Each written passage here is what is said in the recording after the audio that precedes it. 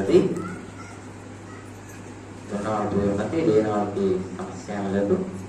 పదచ్ఛేదము పదాలు ఇందులో ఏమున్నాయంటే జాతస్య హి ధ్రువః మృత్యుః ధ్రువం జన్మ మృతస్య చ తస్మాత్ అపరిహార్యే అర్థే నా త్వం శోచితుం అర్హసి.